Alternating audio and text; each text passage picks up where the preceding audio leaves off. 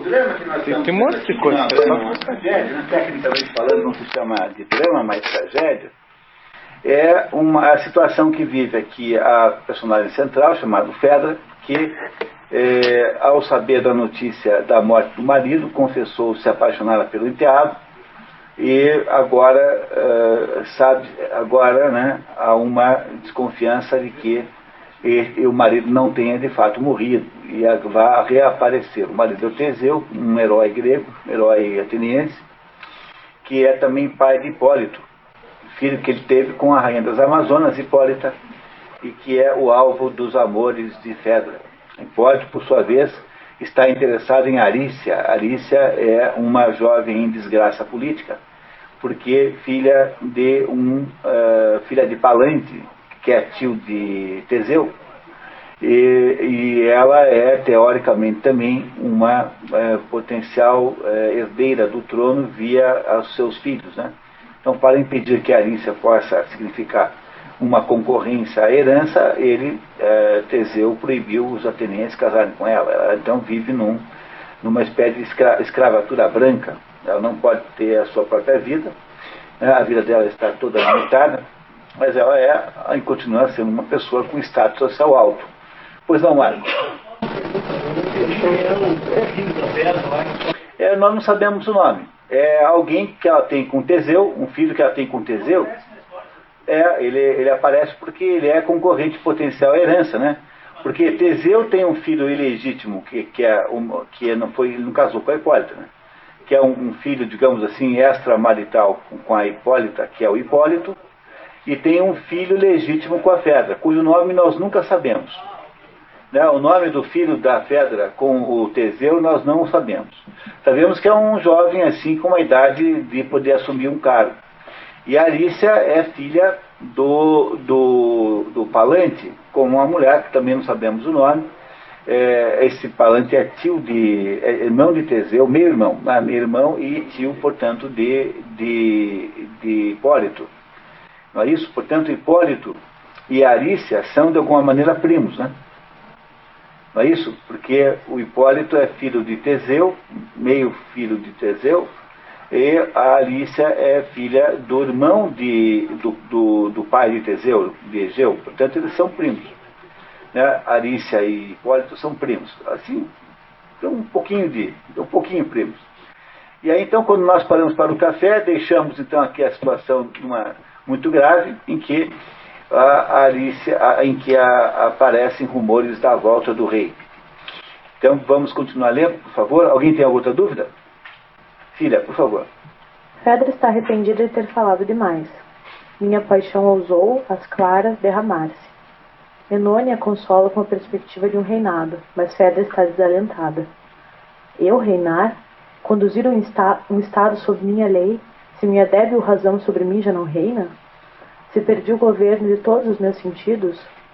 Se, baixo um vergonhoso julgo, mal viver consigo? Se estou morrendo? Ela não tem perspectiva nenhuma de reinar nada, porque ela está confusa e tomada de sentimentos, né? Enone quer que ela fuja dali, mas Fedra diz que não consegue deixar Hipólito. A empregada apela para o orgulho da patroa. Mas, se com ofensas alguma vez sofresse, como podes de um soberbo... É como ali, não é? Como é? Está errado, pessoal. Como podes? Como podes, de um soberbo, relevar o desprezo? E lembra a Fedra de que Hipólito havia sido gerado no ventre de uma bárbara e que teria pelas mulheres um ódio fatal. Fedra mantém as esperanças de que ele a corresponda e julga que o poder é o ponto mais sensível de Hipólito. Manda Enônio oferecer-lhe a coroa de Atenas. Enquanto a empregada corre ao porto para interceptar a partida do rapaz, Fedra, sozinha, acusa Vênus. Olha que coisa impressionante, como força dramática, que é a acusação que Fedra faz a Vênus. Vênus é Afrodite, né? É a mesma pessoa que é que está comandando aquela paixão que ela sente. Ó tu, que vês a vergonha em que me acho imersa. Vênus implacável, não te basta minha queda? Já não podes levar mais além tua crueldade. Teu triunfo é perfeito, foste exímia com teus dardos. Mas, se aspiras a uma glória renovada, cruel, ataca um inimigo que te seja mais rebelde. Quem que é mais rebelde? É o Hipólito, que aparentemente não quer saber de amores, né?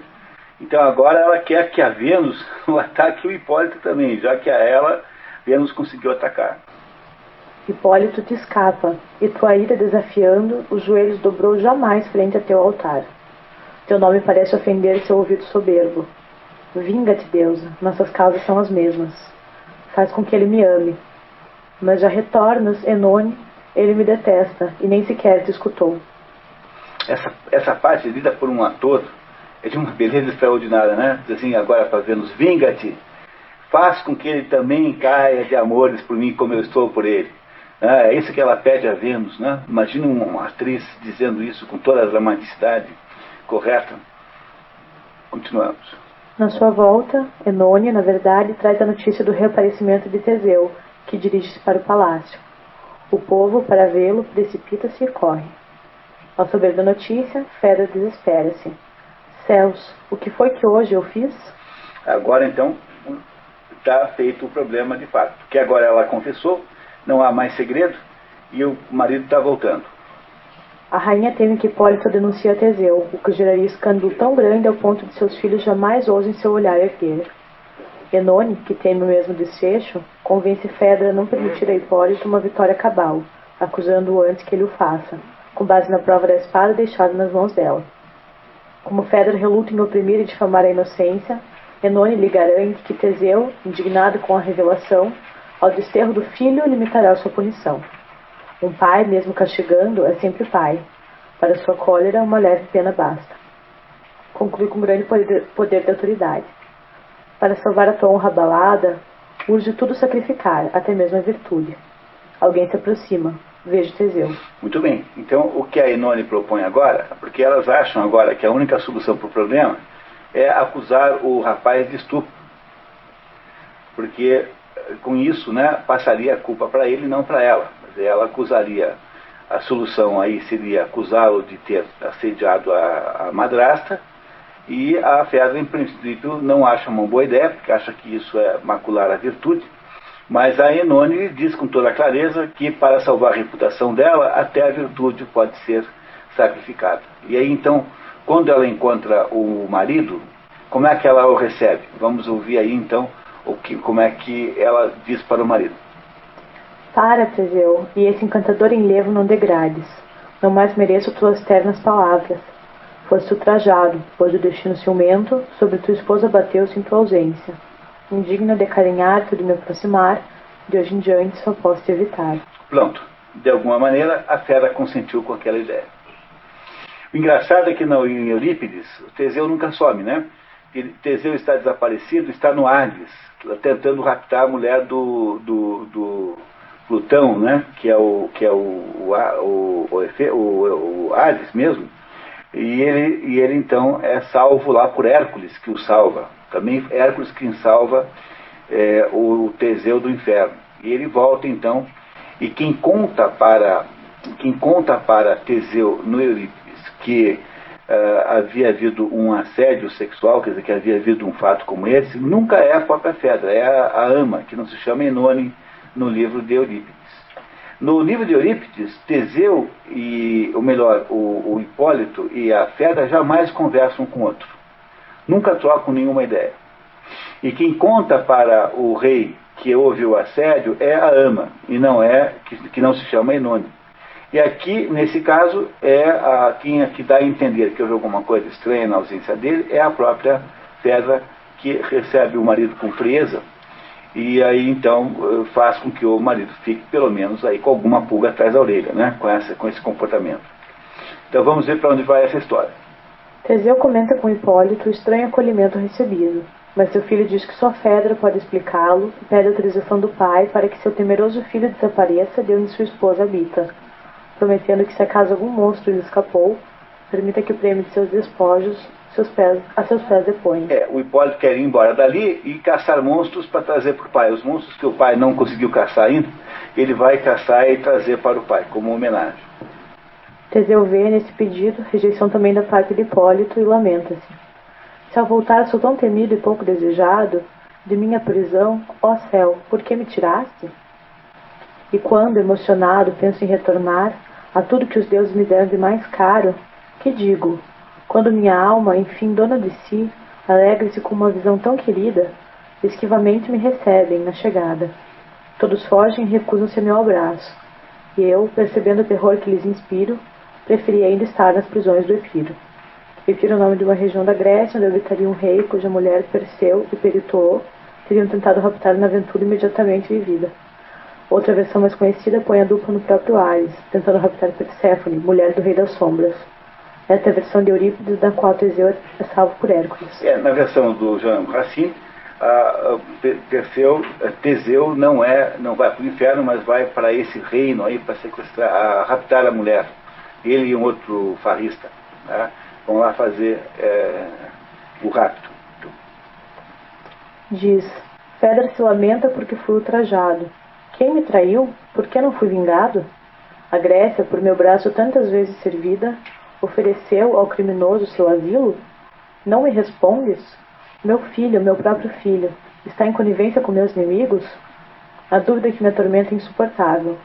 Entremos, quero conhecer o crime e o culpado, e que Fedra me explique a aflição em que a vejo. Hipólito tem maus pressentimentos. Enone relata ao rei o pretenso assédio que Fedra teria sofrido pelo enteado.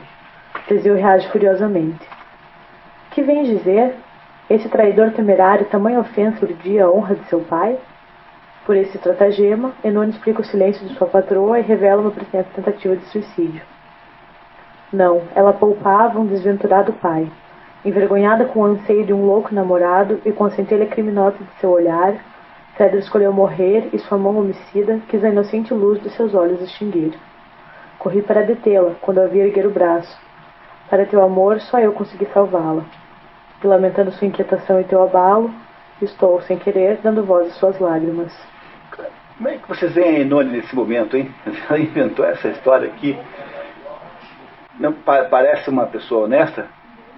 A Enone, né? Não parece nem um pouco honesta, né? Mas ela inventou aqui uma calúnia imensa contra o enteado, né? O Iago é pior, né?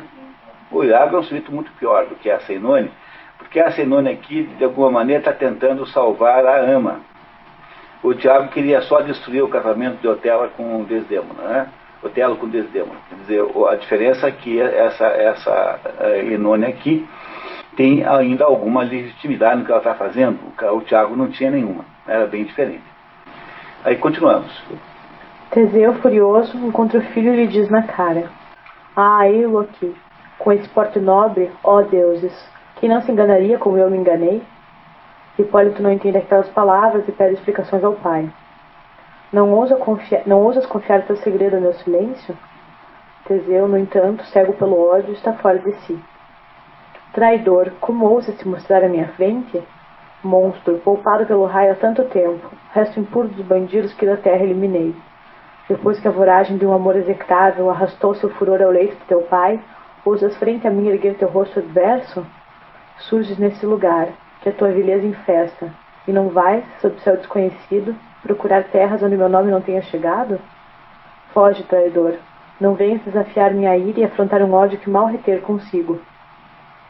Teseu jura o filho de morte, invocando Netuno, seu devedor, para a execução da tarefa. Ele tinha feito um serviço lá para Netuno. Netuno é a mesma coisa que Posido, a mesma coisa que Poseidon, né? A mesma pessoa. Netuno é em latim, Posido ou Poseidon em grego. E o Posido tinha ficado credor lá de um favor, e ele então vai pedir ao rei Posido, rei dos mares, que é Netuno, que mate o filho para ele, que mate o Hipólito com violência. E tu, Netuno, se antes minha coragem de infames assassinos limpou tuas praias, lembra-te que, por prêmio dos esforços meus, prometeste realizar um pedido meu. No prolongado rigor de uma prisão cruel, jamais invoquei o teu imortal poder. Cioso do socorro que espero de teu desvelo, para maiores necessidades te guardei. Invoco-te hoje, vinga este pai inditoso, entrego a tua cólera esse traidor, afogue em sangue seu afrontoso desejo, na tua fúria somente bênçãos acharei. Hipólito dá-se conta de que Fedra o acusa de um amor criminoso. Diz que sua alma se enregela com tamanho horror, nega sua desfeita, mas Teseu diz que a espada deixada com a madrasta o incriminava. Hipólito não acusa Fedra, mas alega inocência para si. E sem mais aprofundares tuas aflições, olha a minha vida e considera quem sou. Um que outro crime precede sempre os grandes crimes. Quem ousou cruzar as barreiras legítimas pode violar também os direitos mais sagrados. Assim como a virtude, o crime tem seus graus. E jamais foi vista a recatada inocência passar subitamente à extrema licença. Um dia apenas não faz um mortal virtuoso, um traidor assassino, um covarde incestuoso. Ele está dizendo que não é possível que o pai o ataque daquele jeito, o acuse, conhecendo a vida que ele teve. Ninguém que teve uma vida como ele sempre teve, iria se deixar de uma noite por dia assim, modificar a tal ponto, né? Então, ele, veja bem, repare que ele não acusa a Fedra de modo nenhum. Ele não acusa a madrasta, ele apenas se defende. Teseu, irredutível pela cólera, acusa o filho de, apesar de a qualquer outro amor indiferente, ter se deixado fascinar por Fedra, sua mãe. Hipólito nega e confessa ao pai que sua vontade, na verdade, está sujeita às leis de Arícia. Olha que beleza, né? A minha vontade está sujeita às leis de Arícia, quer dizer, é a Arícia por quem eu estou apaixonado. Minha vontade está sujeita às leis de Arícia. A filha de Palante triunfou sobre teu filho. Adoro-a, e minha alma, às tuas ordens rebelde, somente pode arder e suspirar por ela. Teseu vê na declaração de amor a Arícia apenas uma desculpa, já que todos os solerados recorrem à perfídia, e exila Hipólito para que, sem o rapaz saiba, possa ser morto por Netuno. Procura amigos cuja admiração funesta venera a traição e aplaude o incesto. Traidores e ingratos sem honra nem lei. O malvado que és, são dignos de proteger. Hipólito aceita o exílio, mas alega que Fedra nasceu de um sangue mais pejado. Por sortilégios produzidos por Afrodite, a mãe de Fedra, Pasífae, apaixonou-se por um touro e com ele teve o Minotauro, meio-irmão de Fedra, portanto. Outra versão conta que Netuno teria produzido tais acontecimentos para se vingar de Minos. Mais pejado do que o dele, o que só faz encolerizar mais ainda o pai. Vai, traidor, não esperes que, encolerizado, faça daqui vergonhosamente te arrastarem. Quando Hipólito sai, Teseu, que conta com a ação justiceira de Netuno, lamenta-se. Já houve, por acaso, um pai tão ultrajado? Ó deuses, testemunhos da dor que me abate, por que um filho, que é sua culpa, terei gerado? Fedra, ao ouvir as palavras exaltadas do marido, vem procurar Teseu e pedir-lhe que poupe o filho. Tomada de grande receio, venho procurar-te. Tua ordem terrível fez-se ouvir onde eu estava. Temo que um pronto efeito siga-se a tua ameaça. Se ainda em tempo está, poupa a tua raça. Tua estirpe respeita, ouso te suplicar. Salva-me do horror de ouvir Hipólito gritar. Ah, não me provoques a eterna aflição de ter induzido a mão paterna a verter seu sangue. Ela está subindo culpa, né? Culpa, remorso, né? Por ter criado aquela situação. Que a Enônia havia prometido a ela que seria só uma bronca, assim, então. O rei, no entanto, garante-lhe que ela será devidamente vingada, porque o rapaz teria acusado Fedra de ter a boca cheia de injúrias. Na verdade, Hipólito nunca fez esta acusação ou qualquer outra, sendo no máximo insinuado a depravação da família da madrasta. Mas ao reportar à mulher que Hipólito havia declarado estar apaixonado por Arícia, Fedra reage em choque. Que, senhor? Pronto, então se ela estava querendo até então ainda recuperar a verdade, agora ela vai ficar enciumadíssima e falar tudo agora para continuar com os planos. Mais tarde, sozinha, conclui amargamente. Hipólito é capaz de amar e nada sente por mim. Seu coração, sua palavra são de Arícia. Céus, quando inflexível e ingrato é meu desejo, opunha temível face o olhar soberbo, julgava que seu peito, ao amor sempre fechado, contra todo o meu sexo estivesse igualmente armado. Uma outra, enquanto isso, vergou sua resistência. A graça, ante seu olhar cruel, uma outra obteve. Talvez ele tenha um coração fácil de se abrandar, e eu seja a única que ele não pode suportar. E deveria eu tomar a mim sua defesa? Para Enone, Fedra confidencia que esse tigre, que sem medo não abordei jamais, apresado, conheceu uma vencedora. Arícia achou a senda do seu coração. Cegado por ciúmes, Fedra quer a todo custo impedir aquela ultrajante ventura, e decide. Urge destruir Arícia. Urge de meu esposo reacender a ira contra um sangue odioso. Que Teseu não se limite a uma leve condenação. O delito da irmã supera o crime dos irmãos. Ela quer agora que Teseu mate a Arícia, faça qualquer coisa muito ruim com a Arícia. Descontrolada, Fedra considera para si as mais sombrias perspectivas. Cada palavra minha faz eriçar-se meu cabelo. Meus crimes ultrapassam já qualquer medida. O incesto e a impostura dentro de mim abrigo. Minhas mãos homicidas, prontas a se vingar, em sangue inocente ardem por mergulhar. Miserável, e eu vivo, e o olhar enfrento desse sol sagrado de que sou descendente. Por antepassado tenho pai e mestre dos deuses. Meus ancestrais povoam o universo inteiro e os céus. Onde ocultar-me? Descerei à noite infernal. Desculpe, aqui eu preciso explicar. O pai de Fedra, Minos, quando morre, vai para o inferno. E lá no inferno ele torna-se porteiro do inferno. E lá no inferno ele é o juiz que decide qual é quem fez a Divina Comédia, lembra perfeitamente disso. Minos fica lá na porta do inferno, dizendo a qual dos círculos do inferno é que o condenado terá que ir. Então o Minos passa a ser um juiz que recebe os condenados na porta do inferno, e aí a partir da opinião dele é que as penas vão sendo atribuídas no inferno. Então é isso que ela está dizendo, que quando se ela morrer, ela vai encontrar o próprio pai nas portas do inferno. Pode ler, minha filha. Mas não. Lá, meu pai detém a urna fatal, que o destino pôs em suas inexoráveis mãos. A urna, porque ele tira de dentro da urna a condenação, né? Nos infernos, Minos julga os pálidos humanos. Como não há de fremir sua sombra estupefata, ao ver a filha, à sua frente colocada, tendo de confessar tantos crimes e tão diversos, delitos talvez estranhos aos infernos. Que dirás tu, meu pai, ante esse quadro horrível? Imagino-te deixando cair a uma terrível, e vejo-te novo suplício procurando, transformado em carrasco de teu próprio sangue. Perdoa-me. Um Deus cruel aniquilou tua família. Sua vingança podes ver na loucura de tua filha. Do espantoso crime, com seu opróbrio assolador, meu pobre coração o fruto não provou.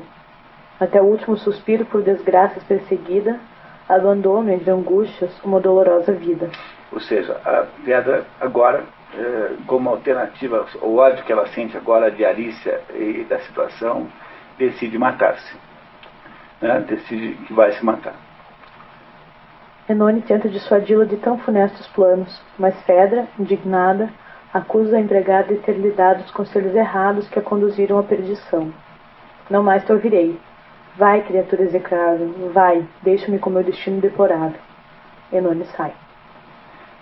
Arícia aconselha Hipólito a contar a verdade ao rei, mas o rapaz não quer cobrir de indigno rubor a fronte de seu pai. Diz a moça que só ela conhece esse horrível segredo. Meu coração para abrir-se tem só a ti e aos deuses. Não pude esconder-te. Quanto te amo, podes bem julgar. O que eu pretendia de mim mesmo ocultar. A revelação que te fiz tem de ficar secreta. Esquece até mesmo o que te falei, se puderes. E que jamais tua boca tão pura, Arícia, permita-se narrar história tão horrível. Ele não quer contar para o pai que a madrasta o tinha assediado. Tá? Então, ele não fará isso. Hipólito propõe a Arícia que parta com ele e que busquem apoio em Esparta ou Argos, onde poderiam levar suas justas queixas. Arícia diz que não poderia ser feliz no exílio, mas ele insiste em que eles fujam e se casem num templo, às portas de Trezena, onde de um amor eterno confirmaremos o solene juramento. Nesse momento, chega Teseu e Hipólito se afasta. O rei ironiza o romance de Hipólito com Arícia, dizendo à moça que o filho dele, as outras, fez ele a mesma jura. Teseu refere-se ironicamente ao pretenso assédio do filho à madrasta. Devia ter pedido mais fidelidade. Como suportavas essa divisão deplorável? Arícia coloca dúvidas na mente do rei. Cuidado, senhor. Vossas invencíveis mãos de monstros sem conta libertaram os homens. Mas nem tudo foi destruído, e deixais vivo um que vosso filho me proíbe prosseguir. Sei da consideração que ele deseja preservar, e eu muito o afligiria se ousasse terminar. Imito seu pudor, e fujo de vossa presença, para não ser forçada a romper o silêncio. Então ela, com essa frase, bota uma dúvida enorme na cabeça do ex-futuro sogro, né? Quer dizer, ela agora botou dúvida pela primeira vez na cabeça de Teseu. Teseu, agora em dúvida, pretextando querer conhecer toda a extensão do crime, manda chamar Enone e recebe a notícia de que a criada havia se lançado às águas do mar profundo, e as ondas a levaram de nós para sempre. Chega também notícia de que em Fedra cresceria a inquietação em sua alma aturdida.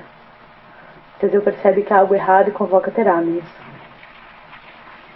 Ó céu, Enone está morta e Fedra quer morrer. Convoquem o meu filho, que venha me falar. Que venha defender-se, estou pronto a escutá-lo. Não cumpras, rogo-te, tua promessa mortal, Netuno. Não atende meu pedido jamais. Talvez eu tenha confiado em testemunhos infiéis e precipitei-me ao erguer-te as mãos cruéis. Ah, que desespero meu, Netuno, se agires.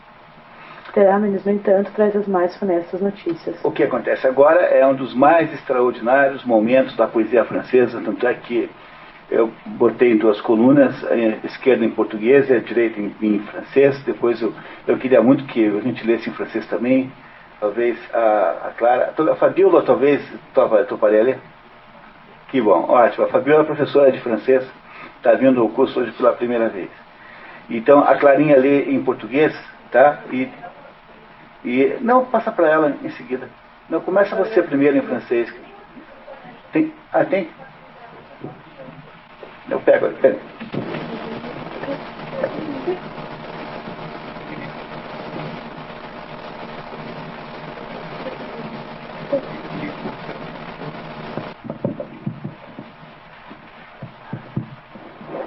E é a descrição que o Terámenes faz do que havia ocorrido com Hipólito. Então, a gente lê primeiro em português, depois você saboreia em um francês, que é absolutamente maravilhoso e imperdível. Tá? Então, vamos lá. Apenas deixáramos as portas da cidade, ele estava em seu carro. Sua triste escolta imitava seu silêncio, colocado à sua volta. Pensativo, seguia pela estrada de Micenas. Sua mão deixava, sobre os corcéis, flutuar as rédeas. Os cavalos, que antes eram vistos soberbos e plenos de nobre ardor a sua voz obedecer, mantinham os olhos tristes e a cabeça pendente, como que se conformando a seu triste pensamento. Um aterrador bramido, emergindo das ondas, nesse instante turvou dos ares o repouso. E uma voz medonha, do seio da terra provinda, gemendo responde aquele grito terrível. No coração nosso sangue enregelou. Dos corcéis, agora atentos, a crina se eriçou. Enquanto isso, no dorso da planície líquida, ergue-se borbulhante uma montanha úmida. A onda vem, quebra-se e lança a nossa vista. Por entre vagas de espuma, um monstro enfurecido. Sua fronte ampla exibe perigosas aspas. Chifres. E seu corpo se reveste de escamas amareladas. Indomável touro, dragão impetuoso. Seu dorso faz curvas em espirais tortuosas. Seus longos rugidos estremecem a praia. Com horror, o céu vê esse monstro selvagem. A terra silencia, o ar é empestado. A onda que o trouxe recua apavorada. Todos fogem, e sem armar-se de inútil coragem, no templo vizinho cada um busca salvar-se. Digno filho de herói, Hipólito solitário, freia os corcéis e de suas lanças armado, mira o monstro com um dardo lançado de mão firme, rasga-lhe no flanco uma grande ferida. De raiva e de dor o monstro corcovear, vem, rugindo, tombar as patas dos cavalos. Rola-se e escancara uma goela incendiária, que os cobre de fogo, de sangue e de fumaça. O terror deles se apossa, e ensurdecidos agora, não mais obedecem nem ao freio nem à voz. Seu amo se consome em esforço impotente. O buçal se tinge de espuma sanguinolenta. Dizem mesmo que foi visto, nesse horror desordenado, um deus aguilhoando seus flancos empoeirados. O pavor se precipita por entre as rochas. Range o eixo que se quebra. O bravo Hipólito vê seu carro em destroços voar despedaçado. Ele cai, pelas rédeas embaraçado. Perdoa minha dor. Essa imagem cruel, para mim será de pranto uma fonte eterna. Eu vi, Senhor, teu inditoso filho, arrastado pelos corcéis que sua mão nutriu. Ele tenta comandá-los, mas espanta-os sua voz. Disparam, já seu corpo todo é uma chaga só. Na planície ressoam nossos dolorosos gritos. Sua fuga impetuosa arrefece, por fim. Estacam não longe dessas tumbas antigas, em que jazem de reis seus ancestrais as frias relíquias. Gemendo, com sua escolta corro para lá. De seu generoso sangue guiam meus traços. Os rochedos estão tintos, e as sarças gotejantes retêm de seu cabelo os despojos sangrentos. Eu me aproximo e o chamo. A mão ele me estende. Abre os olhos agonizantes e os fecha, de repente. O céu, diz ele, rouba minha inocente vida. Após minha morte, protege a inditosa Arícia. Amigo, se meu pai, um dia, sabendo a verdade, chorar a desgraça de um filho injustamente acusado, para acalmar meu sangue, minha sombra intranquila, diz-lhe que trate com ternura a sua cativa, e que lhe entregue, expirando ao dizer essa palavra, abandone em meus braços o corpo desfigurado, despojo triste, em que a ira dos deuses se afirma e que o próprio pai não reconheceria. Um ator competente leva o público às lágrimas com uma coisa dessa. Fabiola, você quer ler para nós em francês, por favor? Oui, oui. S'il te plaît. Oui. À peine nous sortions des portes de Trézène. Il était sur son char. Ses gardes affligés imitaient son silence autour de lui rangés. Il suivait tout pensif le chemin des Mycènes. Sa main sur ses chevaux laissait flotter les rênes. Ces superbes coursiers qu'on voyait autrefois, pleins d'une ardeur si noble, obéir à sa voix. L'œil morne maintenant et la tête baissée, semblait se conformer à sa tristesse pensée. Un effroyable cri sortit du fond des flots, désert en ces moments a troublé le repos, et du son de la terre une voix formidable répond en gémissant à ces cris redoutables. Jusqu'au fond de nos cœurs, notre sang s'est glacé. Des coursiers attentifs, l'écran s'est hérissé. Cependant, sur le dos de la plaine liquide, s'élève à gros bouillons une montagne humide. L'onde approche, se brise et vomit à nos yeux, parmi des flots d'écume, un monstre furieux. Son front large est armé de cornes menaçantes. Tout son corps est couvert d'écailles jaunissantes. Indomptable taureau, dragon impétueux. Sa croupe se recourbe en repli tortueux. Ses longs mugissements font trembler le rivage. Le ciel avec horreur voit ces monstres sauvages. La terre s'en émeut, l'air en est infect. Les flots qui l'apporta reculent épouvantés. Tout fuit, et sans s'armer d'un courage inutile. Dans les temples voisins, chacun cherche un asile. Hippolyte, lui seul, digne fils d'un héros, arrête ses coursiers, saisit ses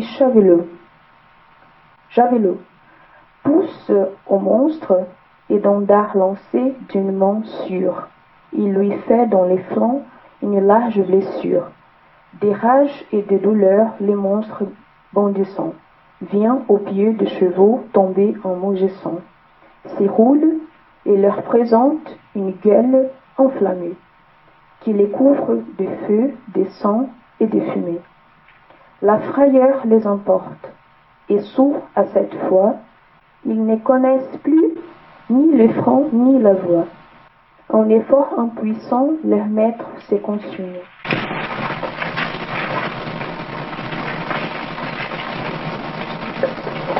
Ils rougissent les morts d'une sanglante écume. On dit qu'on a vu même, en ces désordres affreux, un dieu qui, des lions, pressait leurs flancs poudreux. À travers des rochers, la peur les précipite. Les cieux crient et s'éront. L'intrépide Hippolyte voit voler en éclats tout son char fracassé. Dans les rênes lui-même, il tombe embrassé. Excusez ma douleur. Cette image cruelle sera pour moi des pleurs une source éternelle. J'ai vu, Seigneur, j'ai vu votre malheureux fils, traîné par les chevaux qui sa main a nourri. Il veut les rappeler et sa voix les effraie. Il court. Tout son corps n'est bientôt qu'une plaie. De nos cris douloureux, la plaine retentit. Leur fougue impétueuse, enfant s'est ralentie.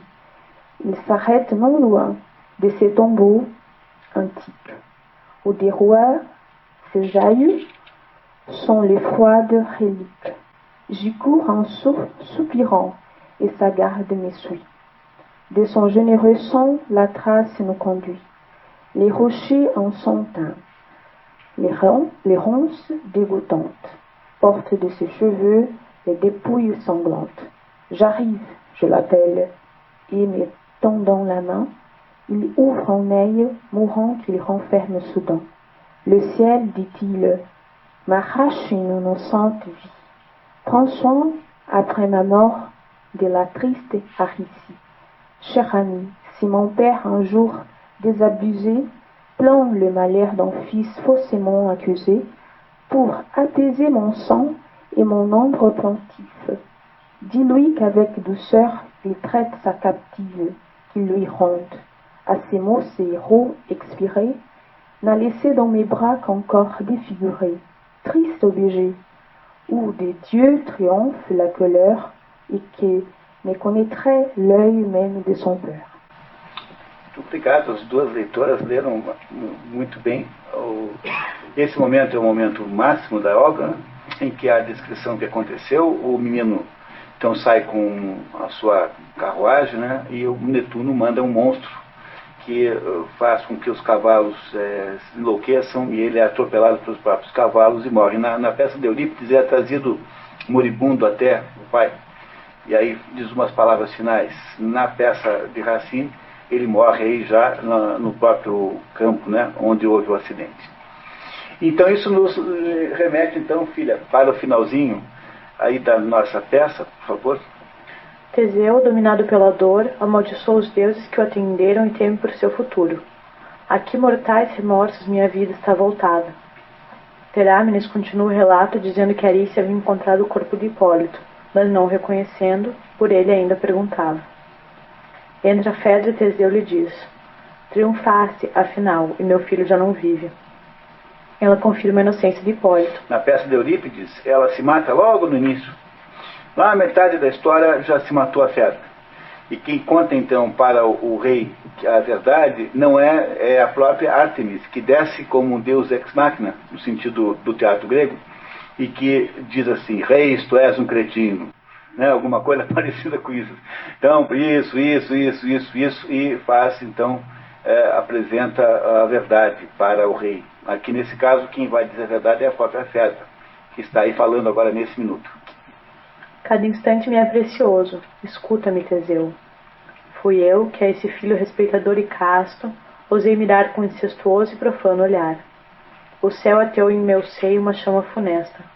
A detestável Enone planejou o resto. Ela temia que Hipólito, sabendo de meu ardor, falasse dessa chama que lhe causava horror. A pérfida, valendo-se de minha fraqueza extrema, para acusá-lo, correu à tua presença. Ela já se puniu, e de minha ira escapando, nas ondas do mar achou um suplício brando. Meu destino já teria sido, a ferro truncado, se a plangente virtude sob suspeita eu não deixasse. Escolhi, ao confessar-te meus remorsos, por estrada mais lenta descer até os mortos. Tomei, fiz correr em minhas crepitantes veias uma poção que Medeia trouxe para Atenas. Medeia é, segundo algumas tradições, tia de Fedra e havia envenenado as vestes de uma rival que disputava com ela o amor de Jasão. Daí sua fama de feiticeira. A Fedra toma uma poção, se envenena com uma poção lá, e em Eurípides ela se enforca. O veneno, alcançando já meu coração, lança um estranho frio em meu seio agonizante. Já mal distingo, por entre uma névoa densa, o céu e o esposo, que a minha presença ofende. E a morte, aos olhos meus roubando a claridade, devolve toda a pureza à luz, por eles maculada. Fedra morre, Teseu conclui. Se com Fedra pudesse expirar a memória de fatos tão funestos, ai de mim, consciente de meu erro, vou juntar meu pranto ao sangue de um filho inditoso. Vou abraçar os restos do meu amado filho e expiar a demência de um cruel pedido. Rendamos a Hipólito as merecidas honras, e para bem apaziguar sua exasperada sombra, embora as urdiduras de uma estirpe iníqua, sua amada de hoje em diante considero minha filha. Arícia, passou a ser filha de Teseu. Não é uma história bonita essa? Não é comovente de alguma maneira? Na história de Eurípides, Teseu está em tal estado de desespero que ele resolve se matar ou se autoexilar-se. Aí chega Hércules, que o havia salvo do Hades, né, na sua volta, que foi como ele pôde voltar, E Hércules então diz a ele que Hércules iria dar a ele guarida, e Hércules então de alguma maneira o leva embora, assim como que sustentando, né, um amigo destruído pelas próprias ações. Né? E essa é a história de Fedra. Não é uma história maravilhosa essa? Não, comemos, né? É uma beleza isso. E diz o Otto Maria Carpo que nenhum outro, ninguém depois do teatro grego conseguiu fazer uma tragédia grega tão boa como essa. Essa é uma das melhores tragédias gregas já feitas 2000 anos depois das tragédias gregas verdadeiras.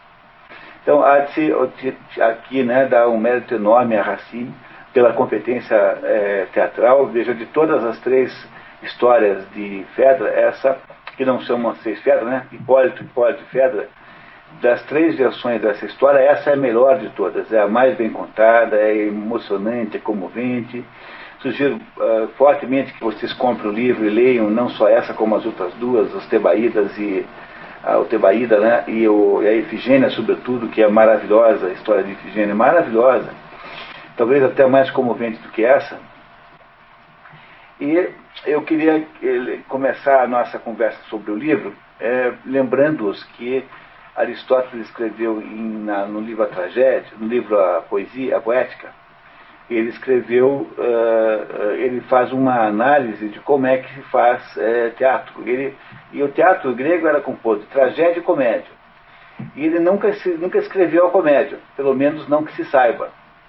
Então ele estaria devendo a comédia até hoje. Então é por isso que eu faço sempre questão, toda vez que eu encontro alguém que é espírita, de fazer um esforço lá para convencer o Aristóteles a escrever a comédia, nos mandar, por favor, estamos precisando muito dela. Mas até onde se sabe, o único que restou aí foi a tragédia. E Aristóteles, nesse livro importantíssimo chamado Poética, faz a teoria da tragédia. Ele diz que a tragédia tem de ter 5 atos, todas as tragédias têm 5 atos, e que a tragédia tem que ter necessariamente um tema de Estado. E aí vocês aprendem uma coisa fundamental sobre o teatro grego. Todo o teatro grego é político. Todo, sem exceção.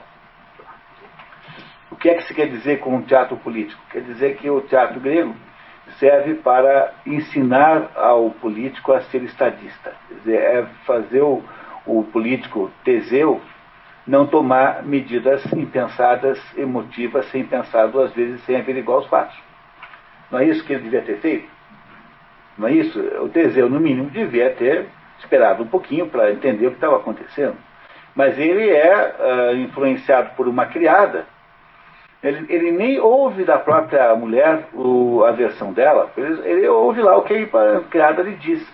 E sai tomando uma decisão desse tamanho, mandar matar o filho, a partir de fofocas de uma criada, né? Ou seja, fofocas de cozinha do Palácio Real. A visão geral é de que o Teseu foi interpretado por essa versão como sendo um sujeito muito fraco, muito pusilânime, muito manipulável, e de fato é. A verdade sobre Teseu é que desde que ele largou a Ariadne na praia, a irmã da Fedra na praia, ele só fez besteira do começo ao fim. E foi cada vez ficando mais decadente, mas ele era completamente vencido. O Teseu é um sujeito, a compreensão simbólica da vida de Teseu é do fracasso ontológico. Ele fracassou ontologicamente. Quando ele tirou as armas do espírito debaixo da pedra, ele tinha a esperança de representar isso, mas aos pouquinhos ele foi se deixando dominar pelas paixões e aí acabou fracassando completamente. Essa é a história do Teseu. Mas na verdade não podemos ter um pouquinho de cuidado, porque o Racine está escrevendo a história dele, e não necessariamente o Teseu do Racine tem que concordar com o Teseu histórico, porque tem 2000 anos de distanciamento. Nunca esqueçam isso. Essa história foi escrita 2000 anos depois que Eurípides fez a peça Hipólito, o portador da coroa, que é a origem dessa peça aí, digamos que é a base dessa conversa. Então, eu só queria começar a nossa conversa ressaltando esse fato de que a poesia grega, a tragédia, o teatro grego é todo ele com um objetivo político, todo político. Para que ele serve? Ele serve para mostrar para o sujeito que é governante como é que a gente é estadista. É o caso do Teseu, que não foi estadista aqui, que foi apenas vítima das suas pequenas paixões, da sua raiva momentânea e tal. É para isso que serve o teatro grego. Todo o teatro grego tem este foco educacional, pedagógico do político. É para transformar governantes em estadistas. Esse é o sentido do teatro grego. Mas quando eu digo sentido do teatro grego, eu queria muito que vocês não se deixassem enganar por isso, porque o Dante Alighieri, em 1300, ou seja, 400 anos antes dessa história aqui ser escrita, dizia, na sua obra, dizia que toda obra literária tem sempre 4 possibilidades de interpretação. E a primeira possibilidade é a possibilidade, digamos, literal artística, que é quando você simplesmente entende a história. 90% das pessoas que lessem isso aqui, se conseguissem fazer o investimento em ler uma coisa meio teatral, iriam provavelmente só entender isso. Entenderiam a história, seriam capazes de contar essa história para os outros, achar assim com uma certa, até com certo entusiasmo. Há um segundo sentido que Aristóteles, que Dante Alighieri diz, que é a interpretação sociopolítica, que é o que essa obra representa no momento em que ela foi escrita, quer dizer, o que ela representa de impacto naquele momento histórico. No caso da Divina Comédia, é absolutamente claro que aquela obra escrita por Dante Alighieri é 40% para influenciar os destinos da Itália, da Florença. Dante Alighieri queria recuperar o governo que o seu grupo político, os guelfos brancos, recuperassem o poder em Florença e que pudesse unificar a Itália, finalmente, em 1300. Só conseguiram fazer isso em 1800 e não sei quanto, 500 anos depois. Mas Dante Alighieri tinha um significado político naquela obra, e aqui também tem. Esse significado político que eu estou dizendo para vocês, já contei qual é. É o significado associado aí à ideia de que os governantes devem ser ponderados e não pode se deixar conduzir pelas paixões, que não se deve ser assim como governante. O terceiro significado que Dante Alighieri preconiza é o significado filosófico, que é o significado, o que é que mais ou menos quer dizer aquela peça, no sentido explícito, quer dizer, tem um sentido explícito, e há um quarto significado, esse é o terceiro que nós vamos dedicar daqui a pouquinho, e há um quarto significado que Dante Alighieri chamava de significado esotérico, com S, que é o significado oculto da peça, que é o que significam determinadas palavras, números na Divina Comédia. Olha, o René Guénon escreveu um livro chamado O Esoterismo de Dante, com S, em que ele faz a apreciação dos pontos, a interpretação de certos trechos da Divina Comédia, mostrando qual é o significado oculto desses trechos. A presença, por exemplo, de São Bernardo de Claraval como sendo o terceiro guia de Dante Alighieri, já perto de Deus. Mas São Bernardo de Claraval é o fundador dos Templários, sob o ponto de vista conceitual. Portanto, ali há toda uma filosofia templária escondida naquele ato, naquelas palavras de São Bernardo. Mas não vem ao caso de debater isso aqui agora, A verdade é que nós estamos preocupados com esse terceiro e quarto significado, mais com o terceiro, que é perguntar assim, afinal de contas, qual é a explicação dessa história? Porque a história todo mundo entendeu. Alguém não entendeu a história, sob o ponto de vista de roteiro da história? Todo mundo entendeu, Eu já disse para vocês que ela representa um incentivo à melhoria da capacidade do político, que é o segundo sentido, é o sentido político da obra. Mas há um sentido filosófico, no final das contas, um sentido de compreensão de alguma coisa mais profunda, não aparente, que é o que nós deveríamos agora tentar investigar. Vocês estão preparados? Então, vamos lá? Alguém quer tentar? Qual é o significado da obra? Alguém gostaria de tentar? Essas interpretações são sempre complicadas, porque nós só vamos entender bem essa interpretação se a gente buscar elementos aí da teogonia, que nós fizemos 2 cursos muito importantes, sabe? Esses últimos 2 encontros foram assim, se eu fosse refazer o curso hoje, começaria com esses 2 aí, eu acho, que são tão importantes como referência simbólica, que é difícil entender qualquer coisa grega a não ser a partir desses dois pontos aí, dessas duas interpretações, tanto o Gênesis quanto a Teogonia, que são dois pontos essenciais.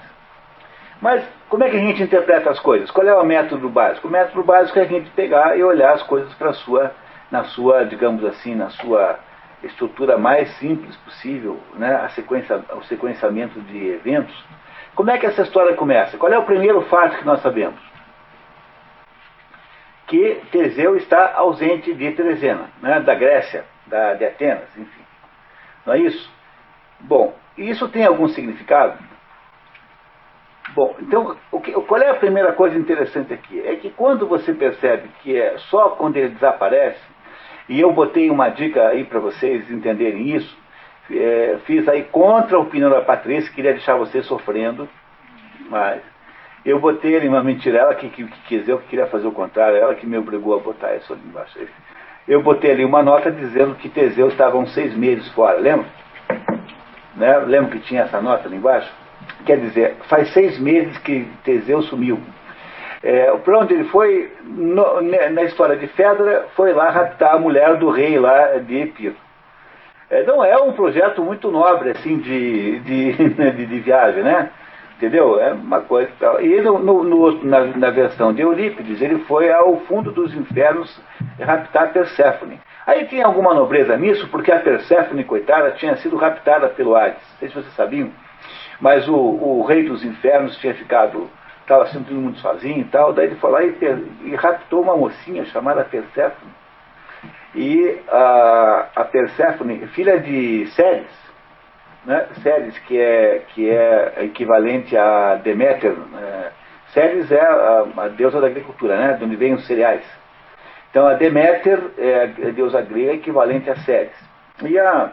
E a Ceres fica desesperada porque a filha foi para o fundo dos infernos e vai pedir lá para Zeus interferir. Zeus é irmão de Hades, de Plutão, irmão.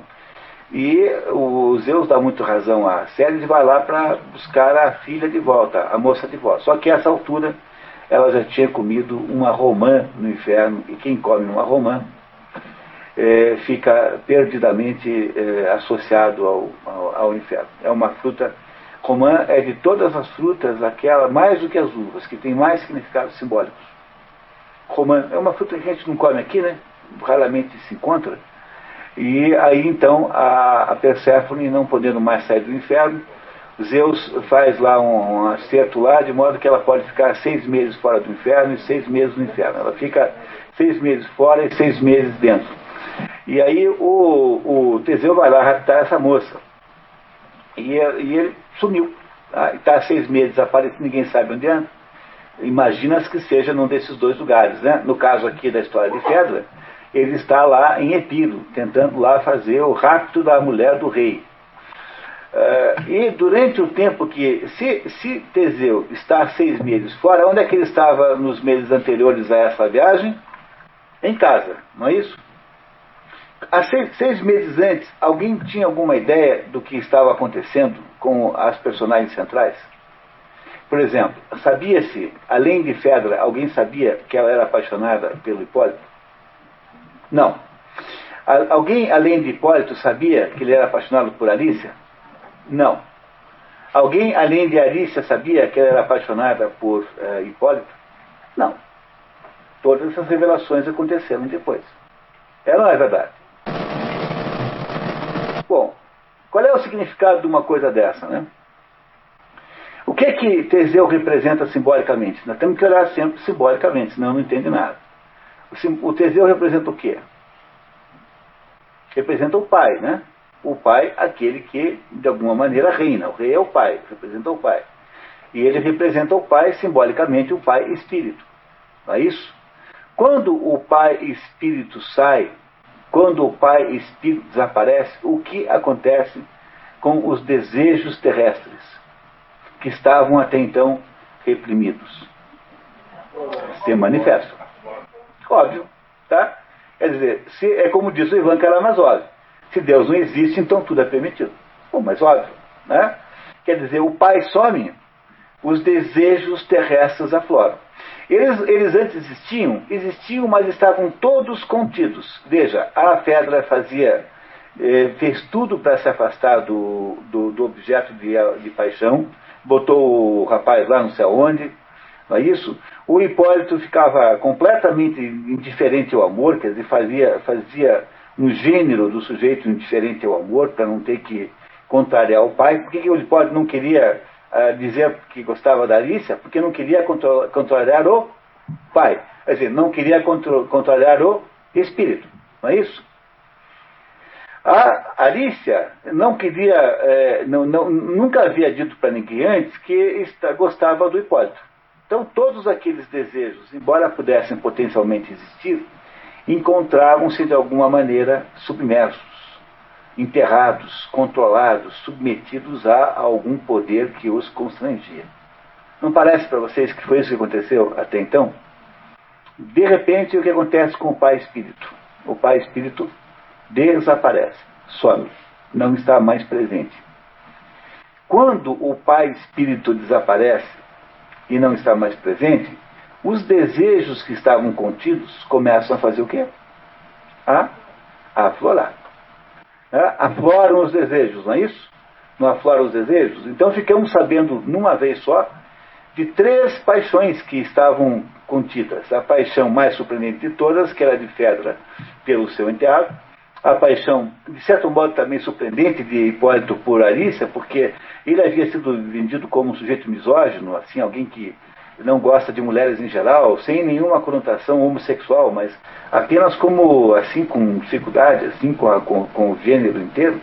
E a Arícia, que também é muito surpreendente. Veja, são 3 surpresas enormes, que a Arícia pudesse estar apaixonada pelo filho do assassino dos irmãos dela.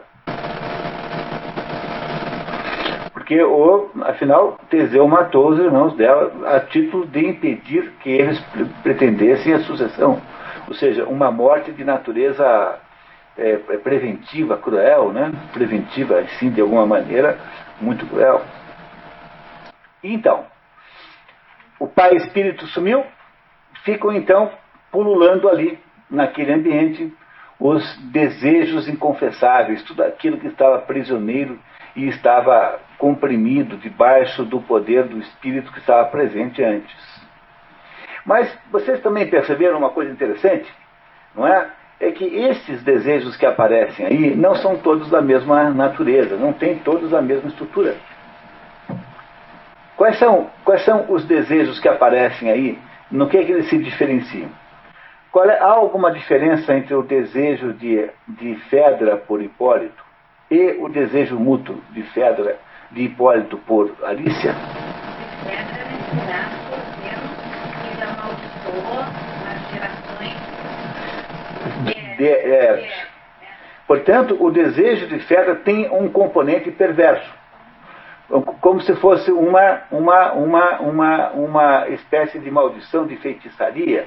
O desejo de Fedra tem um componente ilegítimo, de certa maneira, que é sempre o componente que se viu. Não sei se vocês lembram de Hamlet, já faz aí mais de 3 anos, né, que a gente viu.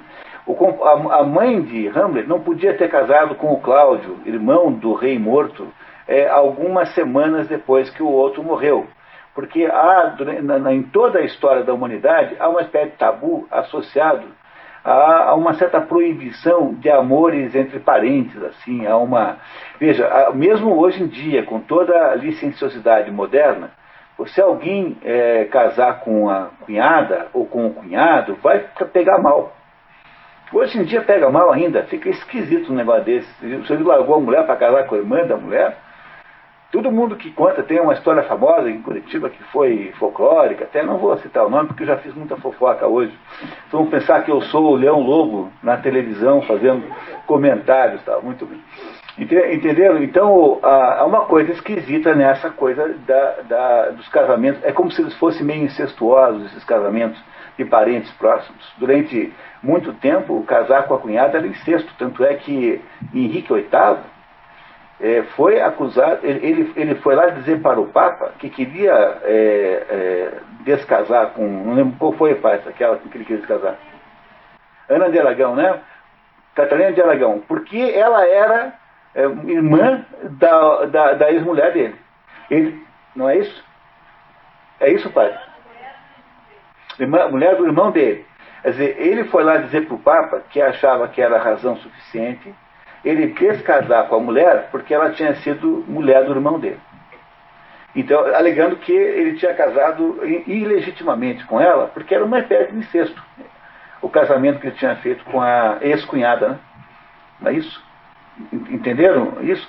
Quer dizer, há uma certa ilegitimidade no desejo que tem Fedra por Hipólito, que é confirmado e muito magnificado por essa informação que a Mônica já deu, de que trata-se de um desejo ilícito, porque é um desejo orientado por uma paixão pecaminosa, uma paixão, digamos, de natureza perversa. Né? Essa história que nós sabemos. A mesma coisa não acontece entre o Hipólito e a Alice, ou acontece? Não, porque a Alice não pode casar com o Hipólito, não porque eles sejam primos, porque isso não parece ser um problema naquela época, né? Os deuses todos são todos incestuosos e tal. Mas porque ela, Alice, estava proibida ao Hipólito, expressamente proibida como uma regra que o pai tinha estabelecido. Portanto, o que impedia aquele desejo era alguma coisa externa do relacionamento e não interna na própria relação que os dois tinham. Não eram as emoções dos dois que estavam ali em choque. Não havia nada de errado entre os dois. Ao contrário, a relação desses dois parece ser uma relação perfeita, né?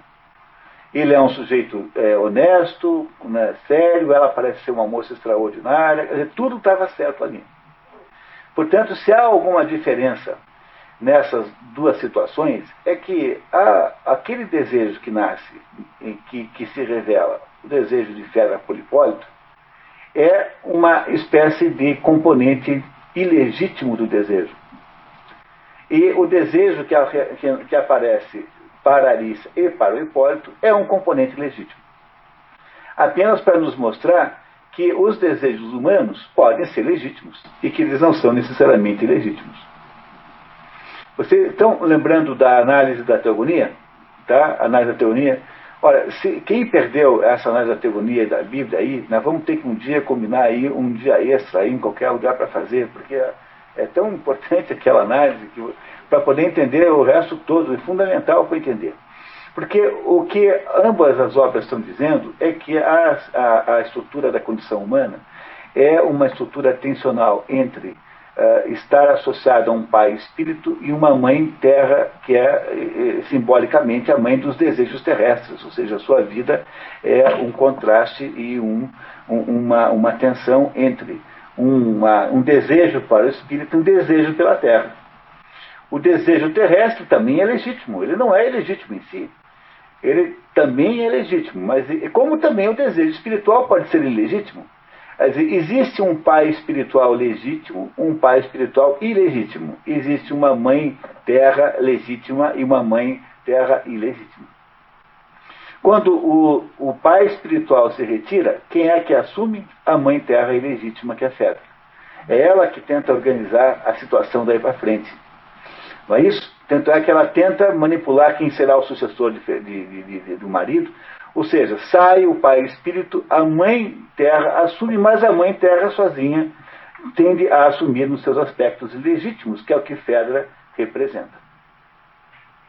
E essa história teria aí continuado, digamos assim, completamente tensional, não fosse o fato de que o espírito volta. Compreenderam a genialidade de Racine nessa história? Porque Racine pega o coração da ideia e trabalha isso de um jeito tão genial, mas tão genial, que ele deixa todas as coisas agora articuladas. Aí o que acontece com o espírito? Ele volta. Quando o espírito volta, ele encontra os camundongos mandando na casa. Por quê? Porque na volta, né, quando volta o pai espírito, por mais que a gente tenha dúvidas quanto no fundo, o Teseu já estava em rota de decadência, mas ele mesmo assim representava o espírito. Né? E o Teseu, então, representando o espírito, volta e percebe a manifestação dos desejos. Aqueles desejos que estão ali representados, digamos assim, no seu lado positivo e no seu lado negativo, respectivamente por Arícia e por Fedra. Essas são as duas personagens centrais da história. No fundo, Arícia e Fedra, porque Arícia representa o desejo positivo, da Terra positivo, e Fedra representa o desejo da Terra negativo. Aliás, era já uma característica da família. Toda a família havia procedido do mesmo jeito. Esta tentativa de tomada do poder pelos desejos negativos precisa ser de alguma coisa purgada. De alguma maneira é preciso purgar isso, é preciso limpar isso, fazer a catarse. Né? Catarse em grego significa limpeza, cátaro é limpo. Lembra dos cátaros? Houve até uma cruzada contra eles. Cátaros autonominavam seus limpos, assim, os cátaros. Então, catarse vem de cátaro, catarse é limpeza. Então, é preciso limpar. Como é que você faz a limpeza? Toda a limpeza na história humana faz-se por meio de uma figura chamada bode expiatório. O bode expiatório é um modo como a civilização humana inventou de fazer a limpeza. Então, durante lá o bode expiatório judaico, por exemplo, que é aquele que nós conhecemos bem, tanto é que chama bode, né, por causa disso, o rabino chega no final do ano judaico e fala assim, bom, pegava um bode, coitado, lá e dizia, ó, você é que traiu minha mulher, você é que roubou no dízimo, você é que não sei o quê, você é que fez não sei das quantas, você é que mentiu, você é que pegou e fez uma fofoca contra o Jacó. E aí dava um pontapé no bode para abismo abaixo, né? Ribanceira abaixo, e o bode então morria pagando os pecados dos outros. Essa é a ideia do bode expiatório. É assim que fazia mesmo, na prática é assim. Pois não? O Judas não é bem o caso, que o caso é Jesus Cristo, né? Porque o Judas tem culpa. Ah, bom, acho que hoje em dia é assim, você tem toda a razão, isso mesmo. Mas o bode expiatório maior da história é Jesus Cristo. Por quê? Porque a ideia de Jesus Cristo é essa, porque o bode expiatório tem algumas condições para ser bode expiatório. Então, o sujeito que estuda isso chama-se René Girard, que tem uma obra maravilhosa explicando isso, faz uma análise incrivelmente profunda da literatura e da história humana com base nisso. Então, há um livro mais, talvez um primeiro para ler, chama-se O Bode Expiatório, esse mesmo nome, de René Girard, que é um francês que mora nos Estados Unidos. Então, o René Girard explica assim, né, que para servir de bode expiatório, tem sempre que pegar o sujeito mais inocente de todos.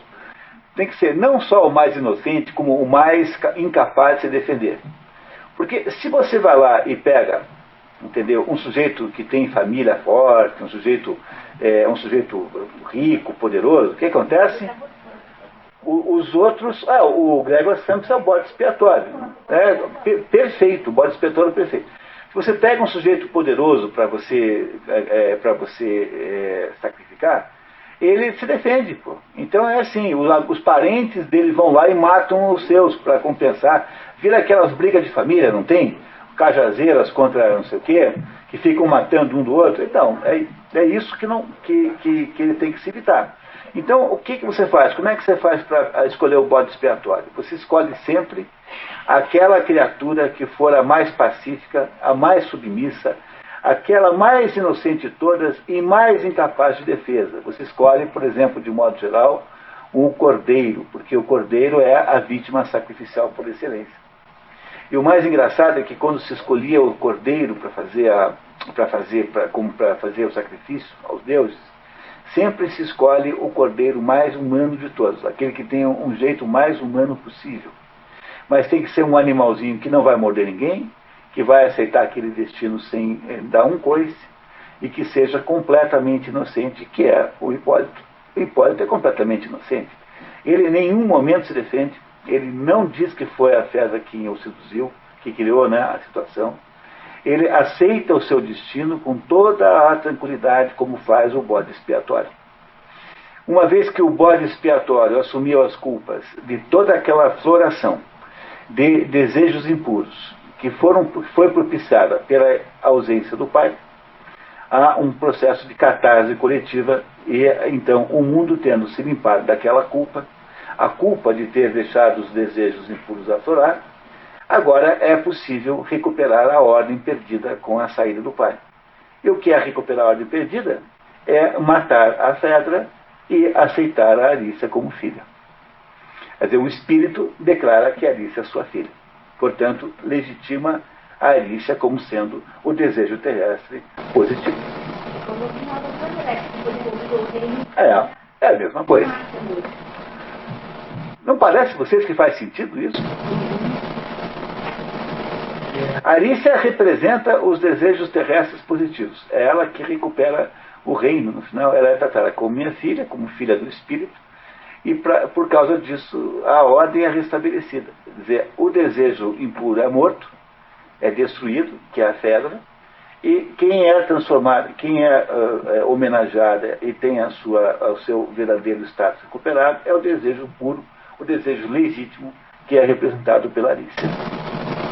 O Hipólito não pode ver tudo isso porque alguém precisaria pagar a conta da culpa coletiva. A culpa coletiva consiste em fazer a catarse e matar alguém, acusar alguém, né, transformar alguém em responsável pela situação, e uma vez que essa pessoa morra e sacrifique pela situação da qual ela não tem nenhuma culpa, essa pessoa limpa os pecados dos outros. É exatamente o conceito do cristianismo.